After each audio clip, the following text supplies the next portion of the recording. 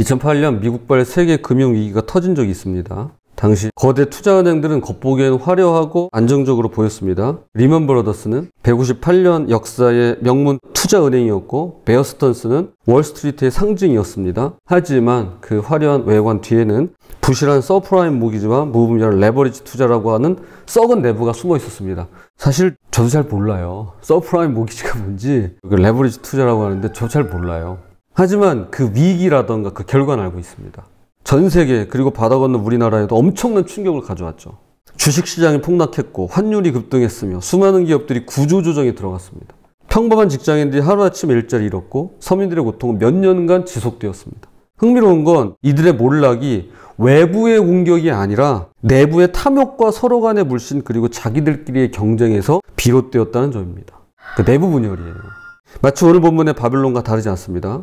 계시록 17장은 마지막 7번째 사파로서 앞서 16장에서 언급된 어제 보았죠. 큰 도성 바벨론의 멸망에 대해 좀 더 심층적으로 묘사하고 있습니다. 17장은 멸망의 원인 그리고 내일 보게 될 18장은 멸망의 결과를 다루고 있습니다. 이것은 단순히 고대 로마나 미래 정치, 경제, 사회에 관한 이야기가 아니라 모든 시대에 반복되는 영적인 원리이자 지금도 우리 주변에서 일어나고 있는 현실인데요. 오늘 말씀을 통해서 세상이 감추고 있는 진짜 모습을 발견하고 분별하는 시간이 되었으면 좋겠습니다.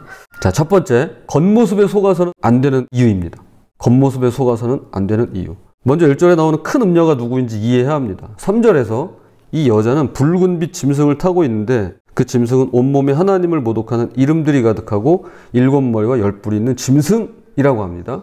이것은 앞서 13장에서 바다에서 올라온 첫 번째 짐승, 즉 적그리스도와 같은 모습입니다. 16장을 다루면서 적그리스도는 정치 권력을 상징한다고 이미 말씀드렸죠. 그러니까 여자는 적그리스도의 보호와 지원을 받는 존재라는 뜻입니다. 그런데 이 여자의 모습이 얼마나 화려한가요? 사실 그래요. 정치와 이 화류계라고 하잖아요. 이렇게 결탁되어 있는 걸 보잖아요. 이 여자의 모습을 한번 보겠습니다. 4절, 그 여자는 자줏빛과 붉은빛 옷을 입고 금과 보석과 진주로 꾸미고 손에 금잔을 가졌는데 가증한 물건과 그의 음행에 더러운 것들이 가득하더라.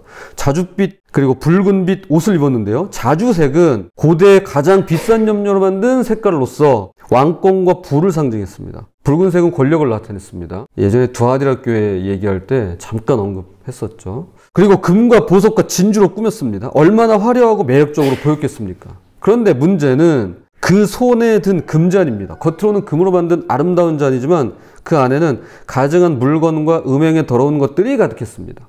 예레미야 51장 7절에서 바벨론은 여호와의 손에 있는 금잔이라 라고 말씀합니다. 바벨론은 여호와의 손에 있는 금잔이라.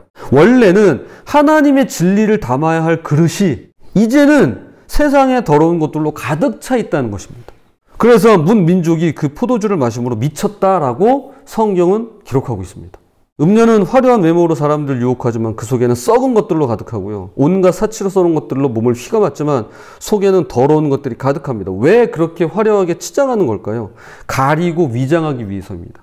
존재의 가치를 높여주는 것은 보석류가 아니죠. 그래서 사치는 오히려 자신이 별 가치 없는 존재이고 허무와 무력감에 시달리고 있음을 보여줄 뿐입니다. 내가 얼마나 부실한지, 내가 얼마나 속이 공허한지를 여실히 보여주는 것뿐입니다. 현대사회에서도 마찬가지죠. 소셜미디어에서 화려한 브랜드 옷으로 치장하고 고급 레스토랑에서 찍은 사진으로 자신을 포장하는 것들이 바로 이런 자줏빛, 붉은빛 옷과 같다고 할 수 있을 것입니다. 겉으로는 성공해 보이지만 실제로는 심적으로 영적으로 메마른 상태일 수 있죠. 교회조차도 이런 세상의 평가를 따라갈 수 있는데요. 이 모든 것이 바로 바벨론의 속임수입니다. 5절에서 이 여자의 이마에 기록된 이름을 보시면 비밀이라 큰 바벨론이라 땅의 음녀들과 가증한 것들의 어미라고 되어 있습니다. 바벨론은 성경에서 하나님을 대적하는 인간의 교만을 상징하는 이름입니다. 창세기 11장 바벨탑에서 우리 이름을 내자고 했던 그 교만한 정신이 우리 이름을 내자. 그 정신이 시대 정신이죠. 바벨론 제국을 거쳐 로마 제국까지 이어져 내려온 것입니다. 현대에도 마찬가지죠. 하나님보다 자신을 높이려는 모든 시도들이 바로 이 바벨론 정신입니다. 개인적으로는 자기과시와 명예욕이고 사회적으로는 물질 만능주의, 또 인본주의가 그러합니다. 겉으로는 다르게 보여도 본질은 같습니다. 하나님 자리에 나 자신을 두려고 하는 교만입니다. 자, 두 번째, 악의 세력이 무너지는 법칙입니다. 6절에 요한이 크게 놀랍니다. 그가 놀란 이유는 한때 참된 하나님의 교회였을 존재가 이런 모습으로 타락한 것을 보았기 때문입니다. 자, 천사가 말합니다. 7절 천사가 이르되 왜 놀랍게 여기느냐 내가 여자와 그가 탄 7머리와 10뿔 가진 짐승의 비밀을 내게 이르리라. 천사는 이 비밀을 설명하면서 7머리 10뿔에 대해 말합니다. 9절에서 그 7머리는 여자가 앉은 7산이요 라고 했는데 이것은 로마의 7 언덕을 가리킵니다. 실제로 고대 로마는 팔라틴, 카피톨린, 아벤틴, 켈리안, 에스큘린, 퀴리날, 비미날이라는 7 언덕 위에 세워진 교회였습니다. 그리고 10절 또 7 왕이라 하면서 역사 속의 제국과 통치자들을 언급합니다. 12절 10뿔에 대해 설명합니다. 이들은 로마 제국하에 있는 지역의 통치자들이나 분봉 왕들을 의미합니다. 그리고 13절 이들이 서로 힘을 합칩니다. 그들이 한 뜻을 가지고 자기의 능력과 권세를 짐승에게 주더라. 음녀와 짐승 그리고 10뿔이 서로 협력하는 것이죠. 어제도 그렇지만 악이 연합합니다. 악이 힘을 합쳐요. 그런데 16절에 상황이 완전히 뒤집어집니다. 달라져요. 16절 내가 본 바 이 10뿔과 짐승은 음녀를 미워하여 망하게 하고 벌거벗게 하고 그의 살을 먹고 불로 아주 사르리라. 여기 지금 뭔가 일이 일어났어요. 지금 4분 일어나고 있어요. 지금 제가 여기서 깜짝 놀랐습니다. 같은 편이잖아요. 이게 뭐지? 얘네 왜 그러지? 싶은 거죠. 왜 그러는 걸까? 깊이 생각해 봤습니다. 이거 이제 정우영 역사학자가 한 말입니다. 우리 사람은요, 어떤 사안이든 행동이든 무언가를 판단할 때 2가지를 함께 봅니다. 하나는 시비지심, 옳고 그른가를 먼저 봅니다. 이게 옳은 일이야? 혹은 그른 일이야? 먼저 봅니다. 자, 그리고 또 하나는 이해득실입니다. 자기에게 이익이 되는지 손해가 되는지를 봅니다. 시비만 묻지도 않고요, 손익만 따지지도 않습니다. 이 둘을 함께 봅니다. 어떤 사안이 일어났어요. 어떤 사건이 있었어요. 어떤 사람을 보거나 어떤 일을 볼 때 이 2가지 함께 봅니다.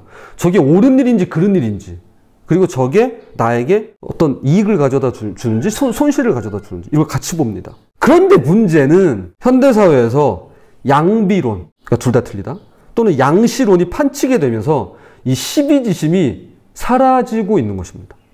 양비론은 둘 다 나쁘다는 식으로 옳고 그름을 판단하지 않는 것이고요. 양시론은 둘 다 좋다, 괜찮다는 식으로 모든 것을 용인하는 것인데요. 물론 하나님의 관점에서 보면 모든 인간이 죄인이니까 양비론적 시각이 맞을 수 있습니다.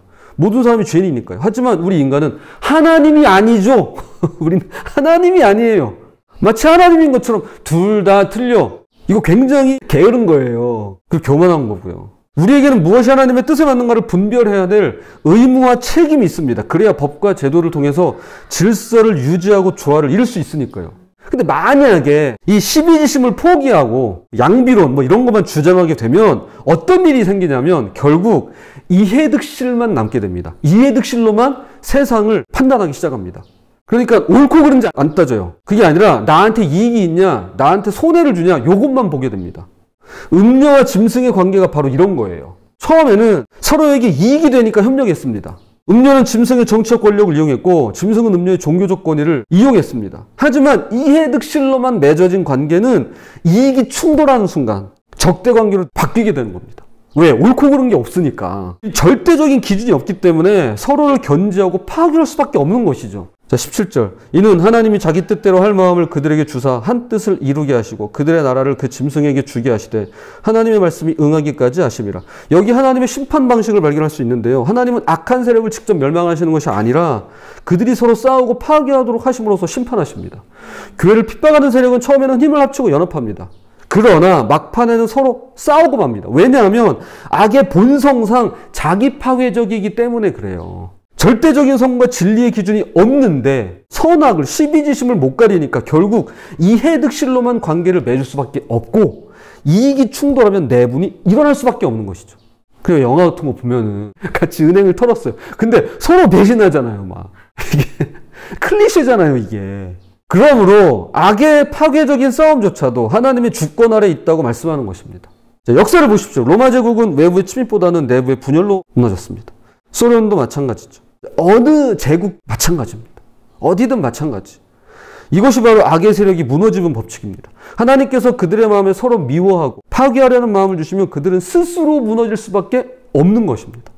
이것은 우연이 아니라 하나님께서 다스리시는 주권적인 섭리입니다. 그래서 진리가 우리를 자유하게 하는 거예요. 진리가 없으면 서로 자기 파괴적으로 싸울 수밖에 없어요.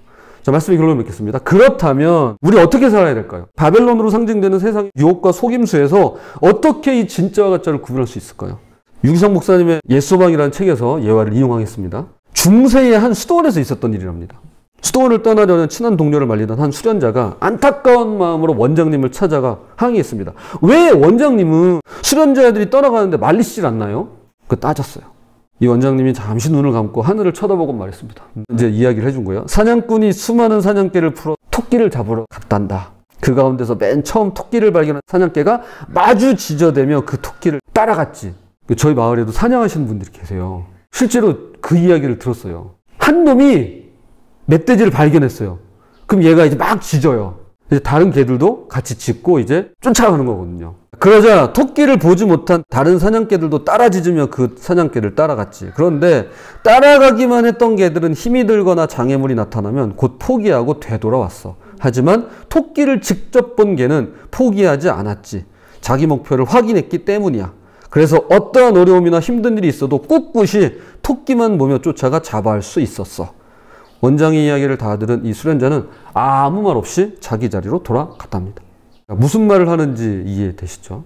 우리에게 필요한 게 바로 이것입니다. 예수님을 바라보고 직접 만나고 체험하고 경험하는 것, 이것이 필요한 겁니다. 왜 지폐 감별사 우리나라에서 한 분 있다고 하는 분, 그분 가짜 지폐를 만지는 게 아니라 진짜 지폐 손에 놓고 계속 만지작만지작 하잖아요. 진짜 동전. 계속 진짜를 더 많이 접하면 접할수록 가짜를 쉽게 발견할 수 있다는 거예요. 다른 사람들이 좋다고 하니까, 교회에서 가르쳐 주니까, 목사가 저 같은 사람이 그렇다고 하니까 무작정 따라가는 믿음이 아니라 내가 직접 주님을 경험하고 그분의 사랑과 은혜를 맛보는 살아있는 이 믿음이 필요한 것입니다. 주님이 왜 우리에게 요한계시록을 주셨을까요? 바벨론과 함께 멸망하지 않는 하나님의 나라의 백성으로 준비시키시기 위함입니다. 유기성 목사는 이렇게 결론을 맺습니다. 그러므로 주 예수님을 갈망하되 마치 앞이 보이지 않는 사람의 심정으로 주님을 찾아야 합니다. 죽을 병에 걸린 사람, 절벽에서 떨어질 위기에 처한 사람의 갈급함이 있어야 합니다. 오늘 보면 18절 보겠습니다. 또 내가 본 그 여자는 땅의 왕들을 다스리는 큰 성이라 하더라. 요한이 본 것은 결국 땅의 왕들을 다스리는 큰 성, 곧 음녀인 바벨론이었습니다. 겉으로는 강력해 보이지만 하나님의 심판 앞에서는 한순간에 무너질 존재에 불과합니다. 끝을 알면 쉽고 끝을 알면 견딜만 합니다. 끝을 아는 사람은 과정을 새롭게 해석하고 새롭게 받아들일 수 있는 것입니다. 부디 세상이 감추고 있는 진짜 모습을 분별하며 죽임당한 어린 양 예수 그리스도를 바라보며 따라가는 저와 여러분이 되시기를 주님의 이름으로 부탁을 드립니다.